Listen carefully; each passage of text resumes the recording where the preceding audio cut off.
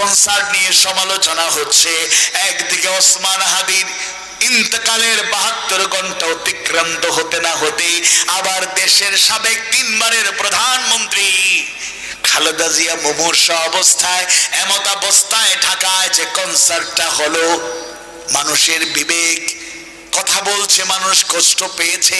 এত কঠিন একটা সময়ে কনসার্ট করে যারা উদ্দাম নৃত্য আর গান বাজনা করে, আর এই কথা বলার দরকার নাই, ইসলামের দৃষ্টিতে বিবেচনা না করলেও এরপরও বলা যায় এরা অমানবিক পশুত্বের বৈশিষ্ট্য গ্রহণ করেছে। আপনারা ঠিক বললেও ঠিক, না বললেও ঠিক, সবকিছু একদিন পাইপা হিসাব পেয়ে যাবেন। এই জন্য অভিভাবক হতে চান ভালো, বাবা মা আদর্শ বাবা মা হতে চান, সন্তান হিসাবে আমরা আজকে যারা সন্তান, একদিন আল্লাহ চাইলে বাবা হব। এখানে মেয়ে হিসাবে যারা এসেছে তারা একদিন মা হবে যদি আল্লাহ চান। তাহলে এখন থেকে প্রস্তুতি 4টা গুণ অর্জন করলে লোকমানের মতো মর্যাদা আল্লাহর কাছে পাওয়া যাবে।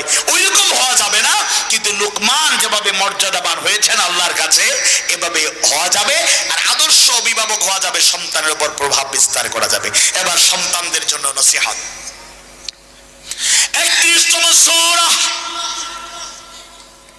মাক্কি সূরা, অর্থ মহাসূরা, সূরা লোকমানের 13 নম্বর আয়াত থেকে হযরত লোকমানের উপদেশগুলো শুরু হয়ে গেল। আল্লাহ তাআলা জানায়া দিলেন, আউযু বিল্লাহি মিনাশ শাইতানির রাজীম, ওয়া ইয ক্বালা লুকমানু লিবনিহি ওয়া হুয়া ইয়াইযুহু ইয়া বুনাইয়া লা তুশরিক বিল্লাহ ইন্নাশ শিরকা লাযুলমুন আযীম।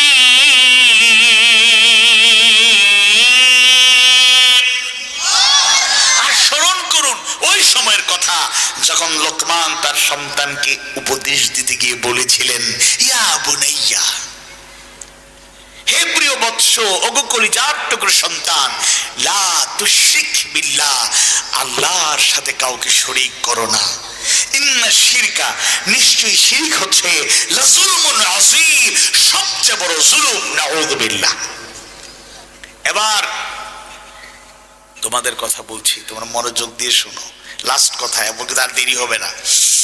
বাবা মায়েরা শোনো, সন্তানকে গড়তে চাইলে ডাকতে হবে মায়া করে, সুন্দরভাবে। সরি টু সে, অন্যভাবে নিবেন না, বলবেন হুজুর কি শুরু করছেন, সন্তানদের সামনে বাবা মায়েদের এত লজ্জা দেন। লজ্জা না, এটা শিক্ষা, উৎসাহ, উদ্দীপনা, গাইডলাইন। কাউকে কষ্ট দেওয়ার জন্য আমাকে দাওয়াত দেওয়া হয় নাই। আবার হাফেজ সিরাজ ভাই সমন্বয় করে আমাকে কষ্ট করে নিয়ে এসেছেন, শাহাদাত ভাই কমিউনিকেশন করেছেন, মহব্বতের মানুষ, ভালোবাসার মানুষ।